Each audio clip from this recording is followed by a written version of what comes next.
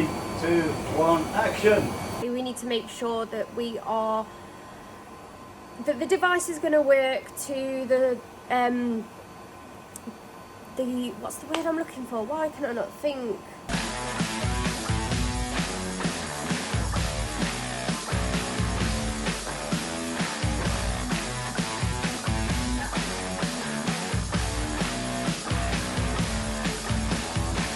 I'm going to test group delay. So group delay, we are looking at, instead of measuring the whole total delay, group delay is a small chunk, and then we are going to measure what the delay is for that specific chunk. So when we look at documents, specification, that's the word I'm looking for. When we look at specification, it's said that we need to be 112 nanoseconds per megahertz for voice traffic. So for data traffic, it's slightly different. It's 200 nanoseconds, so you've got a little bit more leeway in that. The reason that we go for the 112 nanoseconds rather than the 200 for the data, so as long as that works, everything else after that will be okay. So we're going to go with the voice data, which is 112 nanoseconds per megahertz. Okay, so I have preset the analyzer. I'm just pressing the preset button again so you can see that. I've got the calibration kit here. I am just going to disconnect my setup. So when we do this test, we don't need to... When we do this test, sorry, we don't need to worry about what it's running through, because we're only measuring the group delay for that short period of time. Okay, so we're connected up to the calibration, so I need to make sure that everything else is okay. So I need to go to format.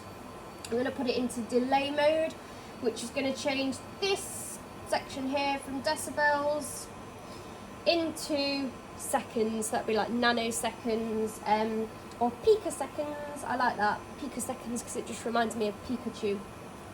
Let me zoom that in a bit further so you don't have to see the side of my face. Okay, so we've changed that.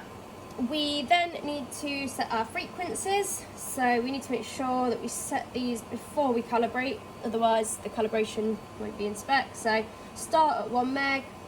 In fact, we're not. We're going to start at 100 megahertz. The reason that I'm starting at 100 megahertz is because I only want to measure the delay in the downstream.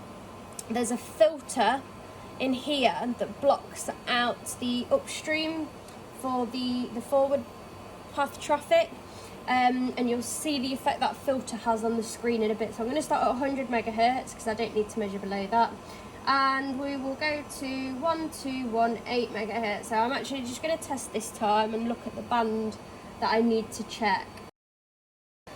Number of points, at the moment it's checking 201 different points across the spectrum. I'm going to change that to 1601, which is sort of like the standard, so you can see there it's actually going to be checking a few more bits and bobs. Okay, now I'm going to press cal, start auto cal. That's going to do its thing.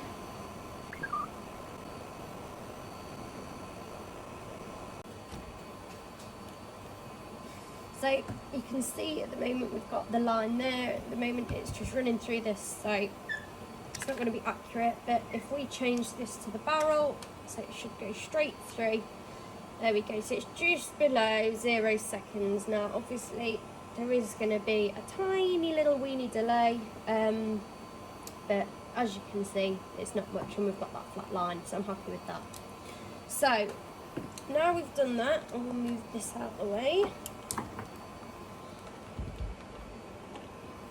and connect these back up. So we're going to be coming out of that port there, and we need a signal going in there. Okay, so now the trace has disappeared off the screen. Just going to zoom into that a little bit further.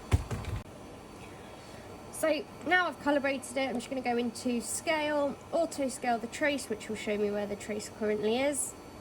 I'm going to put some markers on, so I'm going to put one marker on at 100 megahertz up there, I am going to put marker 2. No, I'm not going to put marker 2. I'm going to go back to marker 1 and I'm going to put a delta mode on. And I'm going to put that 150 megahertz away from that. So what we're capturing there is this curve here. So this here is going to cause the most group delay. Now the reason that there's such a peak off here is, remember the filter that I mentioned that blocks out all the lower frequencies for the upstream? Well, what happens with that is when it blocks them out, it will completely cut that off. But then as a consequence to them being cut off, when the signal rises again, it won't just come and flatline. It almost sort of waves back off like that. And what we get in here is the end of that little wave back off. So this is going to be the bit where we would experience the most delay. So if we measure between these parts here, this will give us the worst performance, which means that this nice flat line here will all work okay. So as long as this bit is within that 112 nanoseconds per 1 megahertz, everything else will be okay. We've got the marker here at 100 megahertz and marker 1 is at 250, so it says 150. That's just because it's 150 distance away from the first one because it's in delta mode. And the difference between the two is 37 nanoseconds. So what we do is 37 nanoseconds divided by 150, because remember we just want to measure that 1 megahertz scale. So the answer to 37 divided by 150 is 0.24. So that means that within the worst range of this here, per megahertz, there's 0.24 nanoseconds of group delay. And if you remember, our limit was 112 nanoseconds, so we are well within specification there. And I will pass the group delay for this device.